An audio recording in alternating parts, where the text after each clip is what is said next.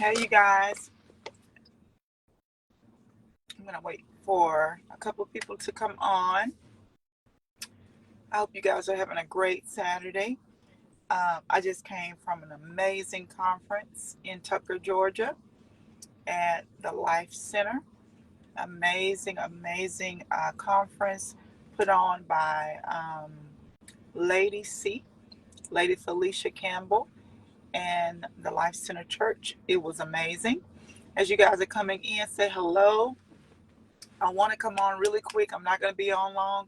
I have a couple of things that I want to do. But as you guys are coming in, say hello. Happy Saturday, everybody. I'm in a little bit, well, I'm not really in traffic. I'm almost home, but the train is here. And so, you guys, I'm held up at the train, but it's okay. I wanted to come on because I wanted to encourage those of you that watch the replay or are live with me. If you're feeling a little discouraged, if you're feeling frustrated, if this was one of the hardest weeks that you've had in a long time, I want to remind you not to quit. And this past week was one of the hardest weeks I've had recently that I can even remember. But I couldn't quit. I'm in a position now that quitting is not an option for me. And so you'll never finish if you keep quitting.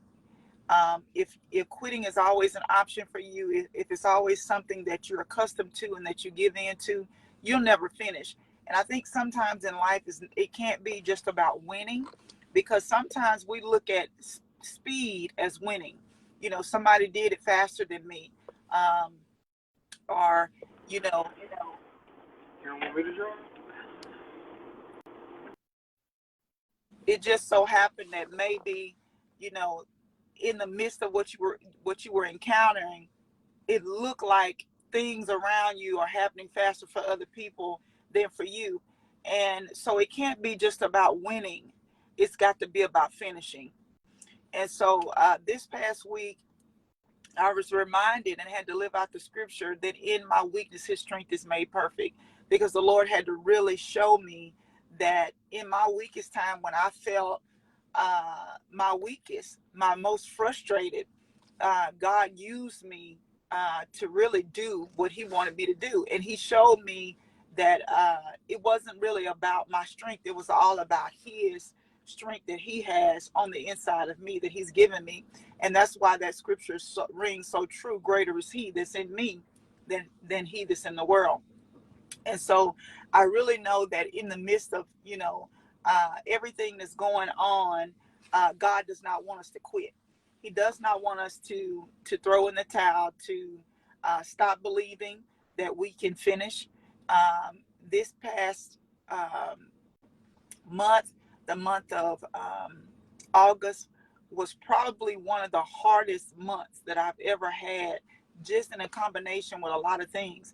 And in the midst of whatever you're going through, you have to believe that you're going to finish. You have to believe that it's not the time for you to quit. It's not the time for you to second guess. And if God told you to do it, it's going to come to pass. It's going to come to pass. So this week, you guys, in the midst of what I was going through, the Lord sent so many beautiful messages my way, through his word, through his power, him showing up, through people sending me messages, and also through just blessings.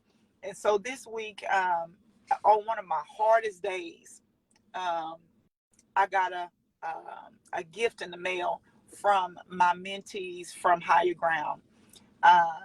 And those of you that are tagged in this message, I want to say publicly, thank you guys so much. You know who you are. They got together, you guys, and gifted me with a beautiful, beautiful purse. I'm going to show it to you guys in just a minute when I part. But it came on a day that I was at my lowest. I believe that was one of the lowest days that I ever had.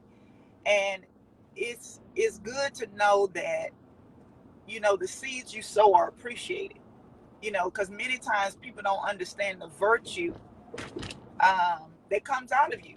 when you minister, when you pray, when you carry people spiritually, when you teach, when you preach, people don't understand the virtue that you give out, that you release as a result of you doing what God has enabled you to do. There's still a measure of virtue that comes out of you, and it's at a cost. Some people say, well, God gave you the gift, you should just use it. But people don't understand that even with God empowering us to do what we do, there's still virtue that comes out of us. There's still a great amount of energy and effort that has to go into what we do. And so I want to say publicly to my mentees that just finished, I believe they finished in June, you guys. They gifted me. They know my favorite color is pink. They know my favorite color is pink. And they gifted me with this beautiful pink Bronman bag. It is gorgeous. I took it today and wore it proudly. They even got my initials on it. Look at that, you guys. Even got my initials on it. And so thank you guys. Thank you. It couldn't have come at a better time. It couldn't have, God couldn't have used you guys to do it and send it. And this was the thing. They said it was delayed. I'm going to say that again. They kept telling me you have a package and it's delayed, but it wasn't delayed.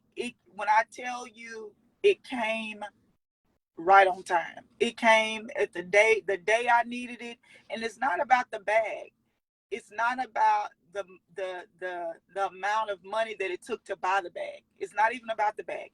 It's about understanding when people appreciate you and they show it, and what you're doing is falling on good ground. It's falling on good ground. I can't even release the message that God has me coming to Louisiana next month at the conference after the pour.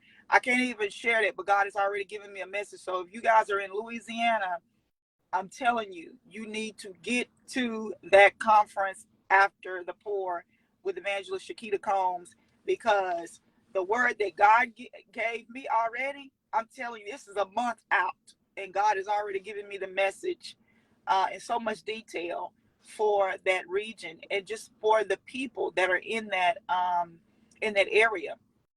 But I wanted to publicly thank my mentees. Thank you guys so much for just coming together and thinking of me and let me know that you appreciate me. But I also want to tell those people that are having a hard week. You had a hard week. Maybe something happened with your children, something happened in your finances, maybe something happened at work. Don't quit. Don't quit. And I'm talking about literally don't quit. Don't allow your assignment to be anything but promotion. When I say that, I mean this. If God does not release you and promote you off that job, don't you quit. I'm going to say that again. If God does not release you from that position and that job, don't quit. Don't allow people to run you off and make you miss your assignment, because the only way you can be promoted is if you complete the assignment. And so I came on today to let you guys know, when you're looking at promotion and you're looking at your prayers and what you're asking God to do in your life, you cannot afford to quit, because the only way you're going to finish is if you don't quit. The only way that you're going to finish well. That's why the Lord says over and over, well done. Well done means you finished. Y'all don't get me started. I said, well done doesn't mean you came in first.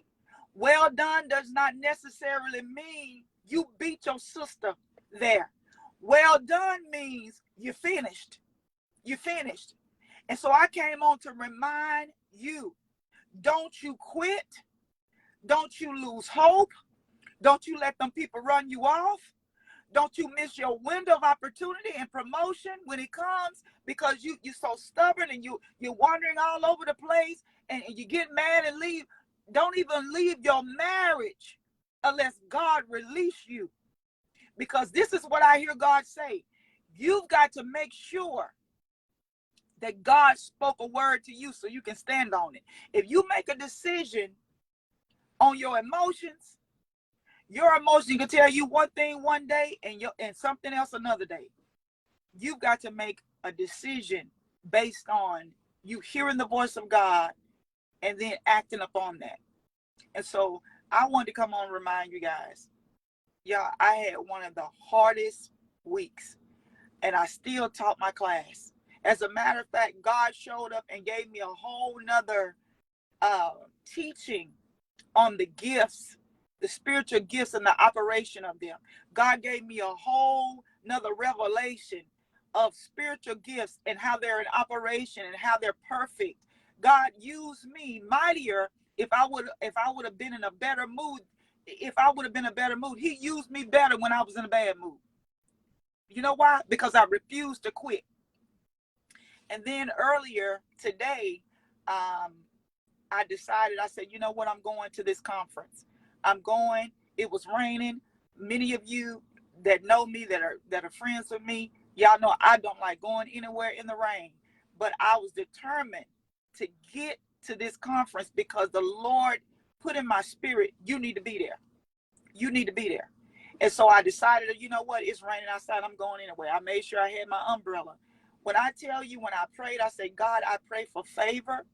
I pray that you would allow me to meet somebody that I would be able to pour into them. They would be able to pour into me.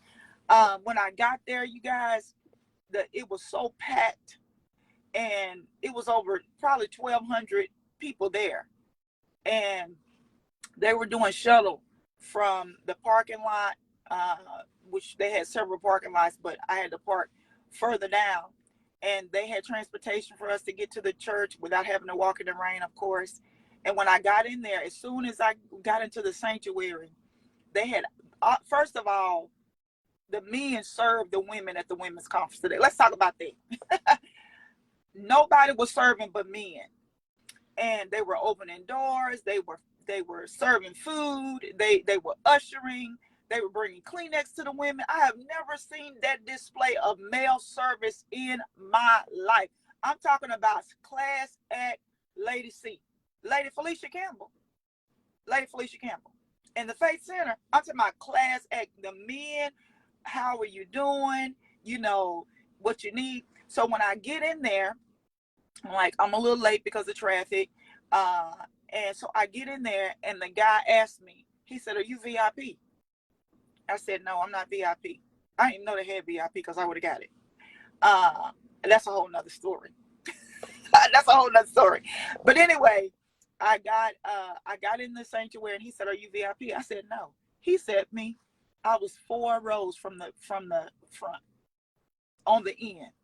And the lady next to me, we ended up praying for each other. I didn't even know her. They fed us, and the conference was amazing. Every speaker, there was a spirit of health in that room. I'm going to say that again. There was a spirit of health.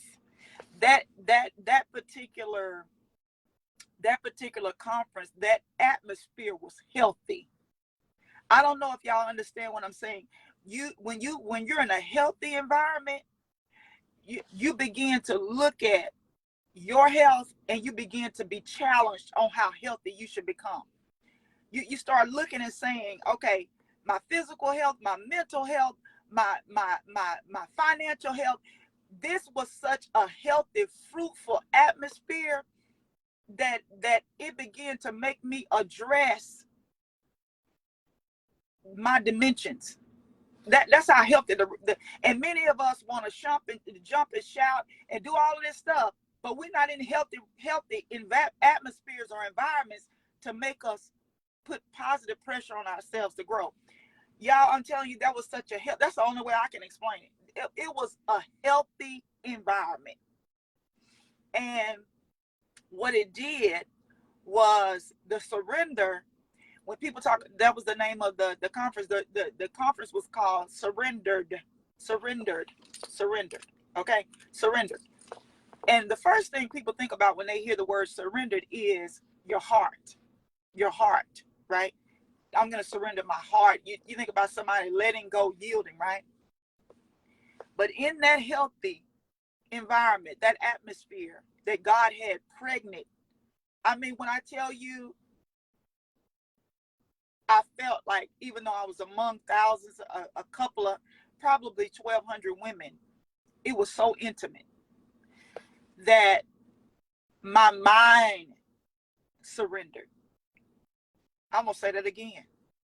My mind surrendered. And sometimes we want our heart to surrender, but our mind hadn't surrendered yet. And so I looked at how healthy this environment was. And I began to surrender my mind to what the speakers were saying so that I could receive more, so that I could manifest healthier lifestyle, healthier spiritual life, healthier relationships, healthier money. When I tell you that environment at this conference surrendered, and see, some of y'all like, I don't understand it. That's because you have to get in a healthy environment. You have to surrender for your mind, for your heart to go there. Your mind got to tell you that you have permission. So sometimes we're wondering, God, why can't I go there? Why can't I feel your presence? Why can't I? Because your mind hasn't surrendered to the fact that you need God on a whole nother level. There has to be a surrender in the mind that I don't have it all together. I'm going to say that again. That I don't have it all. I even met one of the first cohort. I've taught cardiac clarity for almost 3 years. And one of the students from my first cohort, she was there. She said, Prophetess. And we hugged and took pictures. And she said, Prophetess, you should be on the stage. You know what I told her? I said, baby, I came to receive. I said, because I appreciate you telling me that I need to be on the stage. But this is what I want you to understand. I came here to receive. I understand that I have to surrender. My mind has to surrender that I'm always learning. I'm always yielding to something that God has to give to me through maybe somebody else. He's not going to always give it to me. He can give it to somebody else. So what I needed, I got it from 3 other women today. You know why? Because I surrendered to the fact that I don't have it all together. I surrendered to the fact that it's not going to always come from me or my circle. I surrendered to the fact that sometimes you have to go outside your comfort zone to go to a place that you're not even familiar with to get what you need. I surrendered my mind to grow, to say, you know what? I need to go to another level of health. I need to go to another level where I can believe and understand and don't have myself locked up in these cycles where if I don't have it, then I don't need it. Or if it ain't coming from my circle and my family members, I don't need it. God don't need it. No, you need to venture outside your circle. And I even told this lady, it was so amazing. It was so amazing because I was sitting there on the bus going back. They were taking us back to our cars after the conference, and I wanted a T-shirt. They had sold out of the T-shirts, y'all. It was a tragedy. I was like, oh, I want this shirt. It had surrendered on there, and then it had win, repeat. Surrender, win, repeat. Right? I said, I want that shirt. I want that shirt. Y'all know I'm the T-shirt queen. So I said, I want that shirt. And they were sold out of the shirt. Okay. And so I was talking to the lady that was waiting on the bus with me. It was several of us waiting there, and she had a shirt on. And I said, I want one of those shirts. I said, I'm going to hashtag her, Lady C, on, social media. Hopefully she'll put the shirts out there. I can get me one. I said, but let me know and make sure I'm doing the hashtag correctly. And so we got to talking. So we ended up sitting on the bus going back to the parking lot together. And so she was saying that she was praying that God would, bring her circle, that bring people in her circle or give her a circle. And I told her, I said, because I had been where she was. I had been where she was. And I kind of chuckled and I told her, I said, sometimes, the circle that we're looking for are not our friends. I, I'm going to say that again. The circle that you need and that you're looking for can't be your friends. They have to be people that's designed to help you get to your next. So how about God flipped that thing and gave me a whole different perspective, that our circles, many times we want people to fill voids and go to lunch with and go on vacation with. But how about that ain't the circle that God is trying to bring in your life? Maybe God is trying to bring your next circle in, the circle of people that's going to help you get to your next and help you uh, arrive there sooner. And their mentors and their spiritual advisors and their coaches and their pastors and spiritual parents and their business partners, and they're people that's going to push you, not people you can call and talk to about any old thing. Can y'all receive? Can y'all receive that the circle you looking for ain't your friends? The circle you need, and you've been looking for the wrong circle, and they all around you, and you have neglected to see that you are surrounded by a circle, but you haven't put it together because you think your circle is going to fill your voids for friendship. You think your circles are going to fill your voids for companionship, when your circle is going to help you take you to your next. It's going to help you take you to your next level. And we're looking for the wrong people. We're looking for the wrong people. And so I sat there and she said, "Oh, I got chills." She was sitting there. I was like, "Honey," I said, "It ain't nothing but God." It ain't nothing but, I said, "Because I know where you are. Because I've been there. I've been there." And that's the problem that I believe that we have. We don't want to say either I'm there right now or I've been there. Y'all think it's something wrong with saying I had a bad week. I had a bad day. I've been there. I'm there right now. Whatever you do, do not fool yourself and mask up your pain. Be honest, but don't quit. Just don't quit. Just don't quit. See, the difference between me now and me before is I don't have to finish first. That's it, Raquel. I don't have to finish first. I don't care if I finish last, as long as I finish. I don't care if I crawl across the finish line, as long as I don't quit. I don't care if it happened. This finna help somebody. I don't care if it happened December the 31st, Trees, 2022 at 11:59.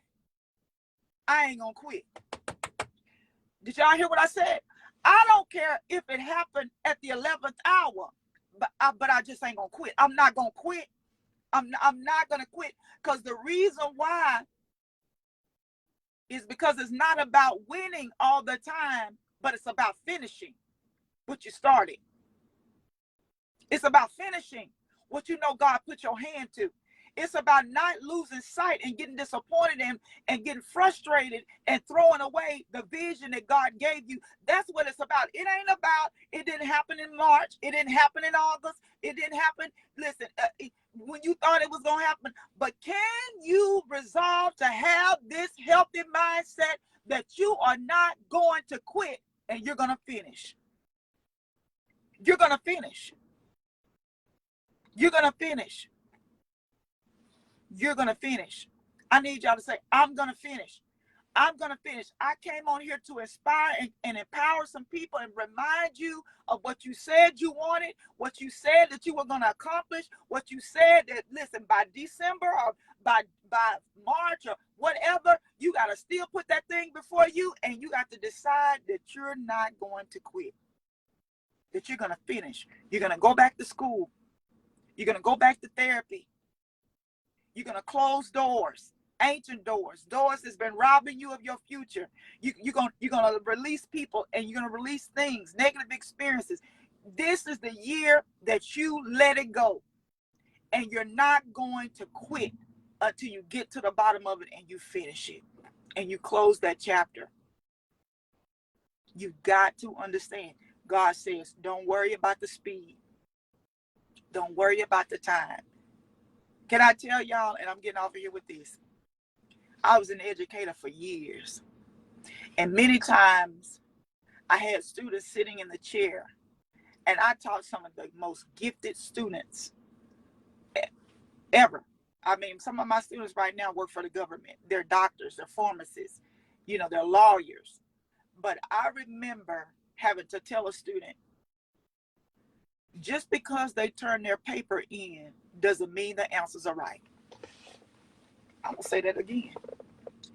I said, just because they turn their paper in first don't mean the answers is right. Many times I had students quit on themselves, so they threw in the towel and just put down anything, and then they turned it in, and it made other people in the room nervous, because they start looking at themselves and start saying, if I'm stepping on somebody's toes, listen, it's all right. They start believing that because that person finished in 20 minutes, that there was something wrong with them, so they needed to hurry up and get finished. And so I had to go by one of my students. I remember his last name was Teal. And I told him, I said, listen here, don't look at who turning their paper in. I don't care if you keep the test until the bell ring. Whatever it take for you to get the score you need, you sit here with it until you want to turn it in. And I'm telling you, when he rested in the fact that I understood as an educator that it wasn't the person that finished first that had the correct answers. It wasn't about speed, because just because you turn your paper in first didn't mean you got the right answers. Sometimes the person, listen, that comes in first, that moves the quickest, listen, has resolved that they're not going to even finish with integrity. They're not going to even try. So we can't afford to look at speed. We can't afford to look at speed. Listen, we cannot afford to look at speed. So I'm telling you guys, don't quit. Finish, finish, finish. Finish what you started. I love you guys. Thank you, Ty and Deborah and Michelle and Tammy and Kiwana and Jasmine and Shakita and Tammy. Ooh, I hope I don't leave anybody out. Oh my gosh. Don't leave anybody out. Prophetess. Thank you guys so much, because I'm telling you, God sent people. He sent you. He sent signs to tell me you're making a difference.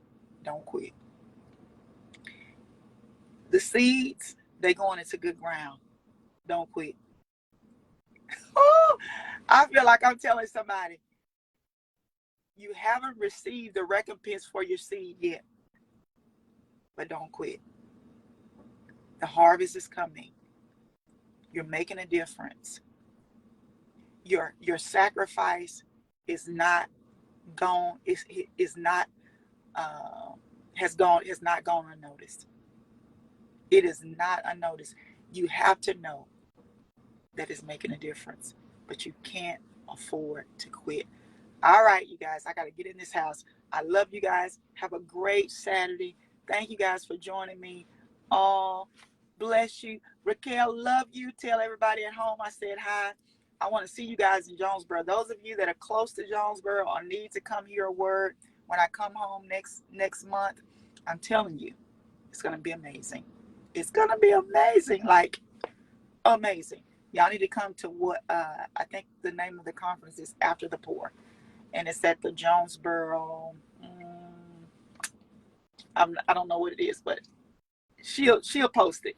She'll post it and she'll tag me in it. So my hometown and people that are close to Jonesboro, come on down, you guys, because we need to get in some healthy atmospheres. We need to get in some atmospheres that's going to help us get healthy. Okay. And live the life that God says we can live. All right. I love you guys. Talk to you later.